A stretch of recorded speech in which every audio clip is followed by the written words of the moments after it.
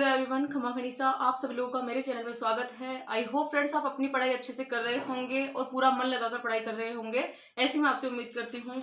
तो friends finally आपको कहना चाहूँगी कुछ कमेंट्स है जिनका आपको रिप्लाई करना चाहूँगी मैं।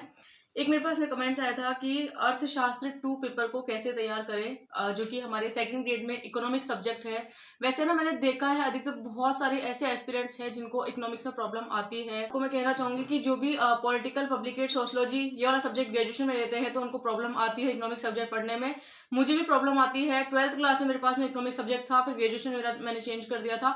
इसी तरह से मुझे भी प्रॉब्लम आती है। लेकिन एक चीज कहना चाहूंगी, इकोनॉमिक्स में इतने ज्यादा बुरे टॉपिक नहीं है जो हमें याद ना हो, जैसे गरीबी, बेरोजगारी, है ना, और अपने भारत में आर्थिक विकास, ये सब चीजें ऐसी हैं जिनको हम पढ़ के आसानी से कर सकते हैं। अब हमें उन टॉपिक जैसे कि राष्ट्रीय आय हो गया या फिर मुद्रा हो गई, मांग पूर्ति हो गई, है ना, ये सब मुद्रा तो हम कर सकते हैं खुद भी, है ना, मांग पूर्ति और ऐसे कुछ टॉपिक है जिनको हमें समझना पड़ता है। तो बस आपको ये कहना चाहूंगी, इकोनॉमिक्स के जो भी आपका सेकंड ग्रेड एसएसटी सब्जेक्ट में इकोनॉमिक्स वाला पार्ट है उसको आप अच्छे से तैयार कर सकते हैं। या फिर आपको कहना चाहूँ, जैसे आपने आज टॉपिक उठाया भारत में राष्ट्रीय आय, है ना, भारत की राष्ट्रीय आय, तो राष्ट्रीय आय वाले टॉपिक को आप पहले तो बुक में अच्छे से पढ़ लीजिए। आपको क्या पता समझ में आए या ना आए, लेकिन फिर उसके बाद में आप उसकी यूट्यूब पर क्लास देख सकते हैं।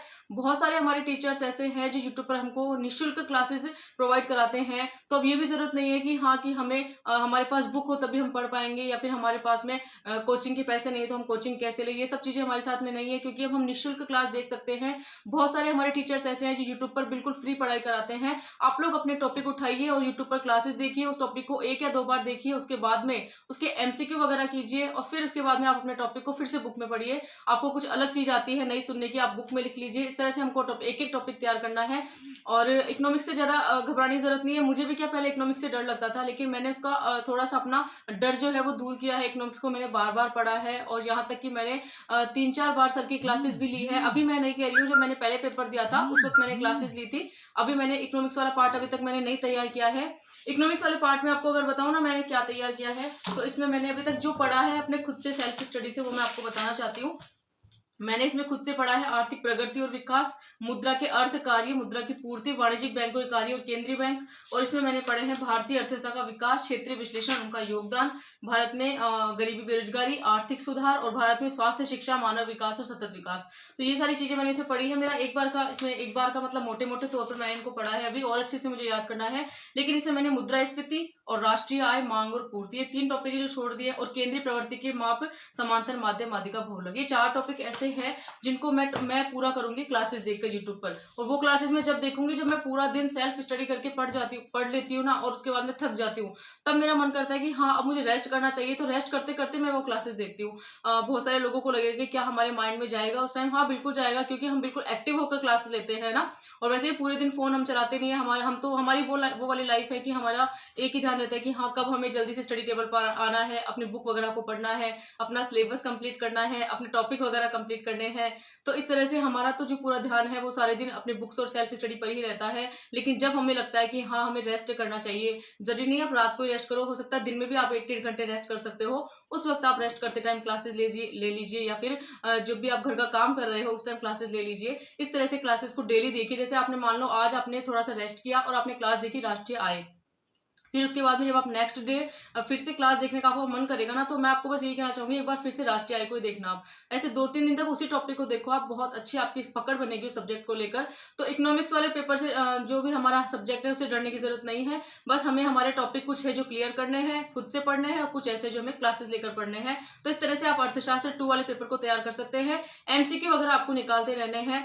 और बाकी मैंने आपको मेरे लिए पहले भी कहा था, जब तक मेरी थ्योरी पूरी नहीं होती ना, मैं एमसीक्यू नहीं करती हूँ। ये मेरी बहुत गंदी आदत है। और हो सकता है कुछ लोगों को ऐसी अच्छी आदत लगती होगी कि हाँ पहले टॉपिक पढ़ते फिर एमसीक्यू करते हैं, लेकिन मेरा अलग सीन रहता है। मैं एक बार पहले थ्योरी पूरा पढ़ती हूँ, फिर उसके बाद में टॉपिक और एमसीक्यू साथ में करती हूँ। तो इस तरह से सबका अलग अलग पैटर्न होता है पढ़ने का।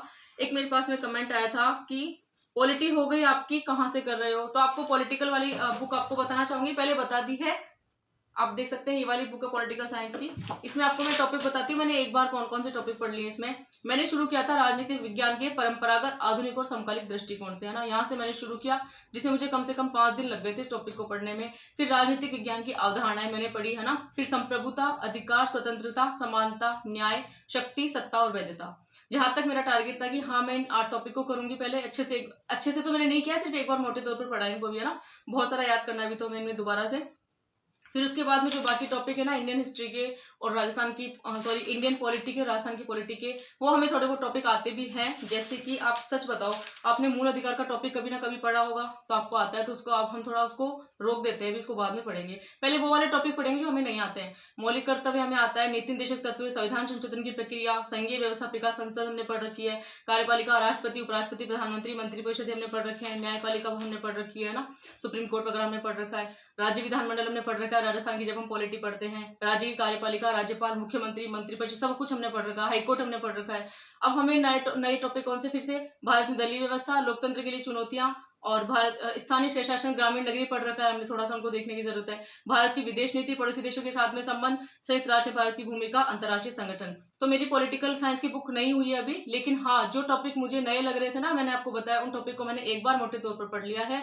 और अभी मुझे बहुत खुशी है कि जब मैं इसको तीसरी चौथी बार पढ़ूंगी ना, मुझे बहुत अच्छे लगेंगे ये वाले टॉपिक। शुरू में मुझे भी बहुत अजीब लगे थे कि क्या है ये, मतलब कैसे मैं याद करूँ, कैसे डेफिनेशन याद करूँ, कैसे राइटर का नाम याद करूँ। फिर मैंने एक बार इन सभी को मोटे तौर पर पढ़ा, मैंने देखा कि भारत की विदेश नीति हमारे पड़ोसी देशों के साथ में कैसे संबंध है, इस टॉपिक को अच्छे से पढ़ा मैंने। संयुक्त राष्ट्र भारत की क्या भूमिका है, इस तरह से मैंने अपने टॉपिकों को एक बार मोटे तौर पर पढ़ा है। तो मेरी पॉलिटिकल साइंस की बुक पूरी नहीं हुई अभी इसमें राजस्थान की पॉलिटी, इंडियन पॉलिटी बाकी है अभी इस वाली बुक में, तो इस वाली बुक से तैयार कर रही हूँ मैं। हाँ, और आपने पूछा था कि पॉलिटिकल साइंस के लिए, तो आपको कहना चाहूंगी पॉलिटिकल साइंस के लिए कोई मैं क्लास लेती हूँ क्या मैं, तो पॉलिटिकल साइंस की कोई क्लास नहीं ले रही हूँ मैं सिर्फ अपनी सेल्फ स्टडी पे ही यकीन करती हूँ और सेल्फ स्टडी ही करूंगी। हाँ, अगर आपको प्रॉब्लम आ रही है आप क्लास ले सकते हैं, बहुत अच्छी होती है क्लासेस भी हमारे लिए। जब हमको नहीं समझ में आता है तो हमें लगता है हम क्लासेस देख ले, लेकिन मुझे लगता है क्लासेस से मेरा ज्यादा टाइम खर्च होता है, तो इस तरह से मैं क्लासेस देखती हूँ, लेकिन कब, जब घर का काम कर रही हूँ या मैं रेस्ट कर रही हूँ। उसके अलावा मैं सेल्फ स्टडी से पढ़ना पसंद करती हूँ, बुक के साथ में ज्यादा टाइम बिताना पसंद करती हूँ। तो बस ऐसा मेरी पॉलिटिकल साइंस का सब्जेक्ट इतना हुआ है मेरा, ज्यादा नहीं हुआ है अभी तक। और वैसे भी एक फर्स्ट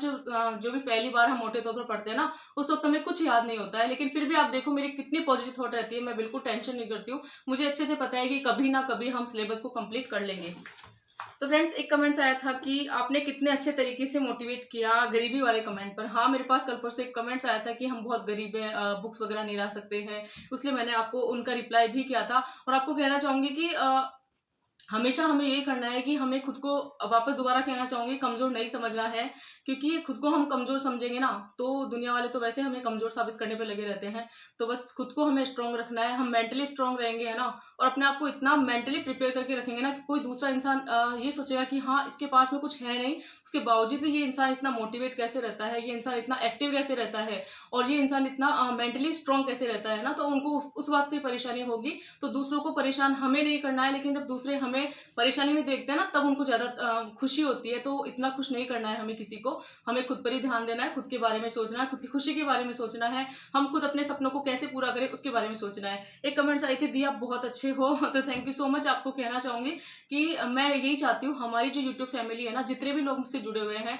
उन सभी का नेचर अच्छा हो, किसी के अंदर कोई भी ईर्ष्या, जलन, वैसे ऐसे द्वेष वाली भावना नहीं होनी चाहिए। बस मेरा यही मानना है। मैं चाहती हूँ हमारी जो प्योर यूट्यूब पे जितने भी सब्सक्राइबर हैं, ये नहीं है कि भले से 2 या 3 से कितने भी सब्सक्राइबर हो, शायद 1K के समथिंग हो चुके हैं ना, लेकिन मैं चाहती हूँ जितने भी लोग हैं ना, वो अच्छे से अपनी लाइफ को जिए, और अपने लाइफ में स्ट्रगल वाले जो लोग होते हैं ना, वो मुझे बहुत ज्यादा अच्छे लगते हैं। और आपको कहना चाहूंगी, क्योंकि जिसकी लाइफ में स्ट्रगल नहीं है, वो लोग, उन्होंने जिंदगी में सीखा ही क्या है, हकीकत में तो वही इंसान सीख पाता है जिसने जिंदगी में स्ट्रगल को देखा हो, जिंदगी में उस अनुभव को महसूस किया हो, बहुत सारे उसको एक्सपीरियंस मिलते हैं सीखने के लिए, और यही हमारा प्लस पॉइंट होता है जो हमें बहुत ज्यादा स्ट्रॉन्ग कर देता है। तो बस मैं आपसे ये कहना चाहती हूँ कि जितने भी लोग मुझसे जुड़े हुए हैं ना, तो आप लोग भी बिल्कुल, आप यूं ही अच्छे बन के हमें रहना है, हमें नहीं बनना है सभी की अच्छा कि हाँ हम अच्छे हैं बुरे हैं, लेकिन खुद को, हमें खुद पर विश्वास होना चाहिए कि हाँ हम अच्छे हैं या नहीं है। बाकी किसी के बारे में नहीं सोचना है, कोई हमारे बारे में क्या सोच रहा है, कोई हमारे बारे में क्या कह रहा है, इन सब बातों की हमें परवाह नहीं करनी है।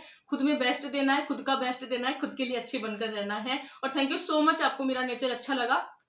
इसी तरह से आप लोग मुझसे जुड़िए और अच्छे अच्छे कमेंट्स करते रहिए।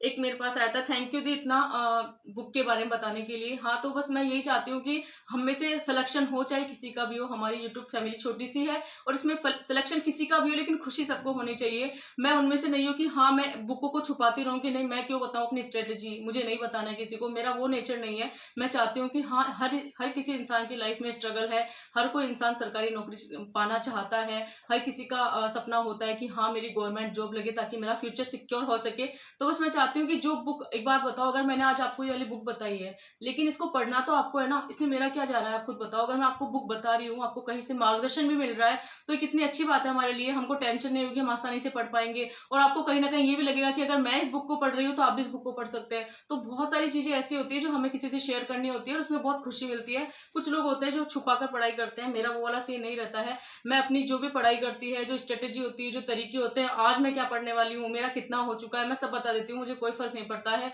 बहुत सारे लोग आएंगे नेगेटिव कमेंट करने के लिए कि हाँ आप इतना पढ़ते हो, तो क्या आपको अभी तक याद हुआ है, नहीं हुआ, ऐसे लोग भी मिलेंगे अभी हमें कमेंट के लिए। लेकिन बस आपको कहना चाहूंगी, हमें किसी पर ध्यान नहीं देना है, सिर्फ हमारे छोटे छोटे टारगेट बनाने हैं, हमें उसे पूरा करना है और डेली बस पढ़ते रहना है। कभी नहीं सोचना है कि ये मैं पूरा कर पाऊंगा या ये पूरा मैं नहीं कर पाऊंगा या मैं पूरा नहीं कर पाऊंगी।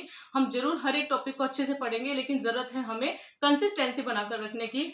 और फ्रेंड्स, एक कमेंट मेरे पास में आया था, हुकुम ऑफ हिस्ट्री और पॉलिटिकल साइंस की बुक का रिव्यू दीजिए। तो मैंने पॉलिटिकल साइंस बुक का रिव्यू आपको किसी दिन नेक्स्ट ब्लॉग में दूंगी, आज वाले ब्लॉग में दूंगी, ये ब्लॉग बड़ा हो जाएगा, है ना। तो फिर फ्रेंड्स, आई होप आपको आज का वीडियो पसंद आया होगा। पसंद आया हो और अगर आप चैनल पर नए हो और सेकंड ग्रेड एसएसटी सब्जेक्ट की तैयारी कर रहे हो, वो भी बिल्कुल सीरियस तरीके से, तो आप मेरे चैनल को ज्वाइन कर सकते हैं और शेयर कर सकते हैं। Thanks for watching.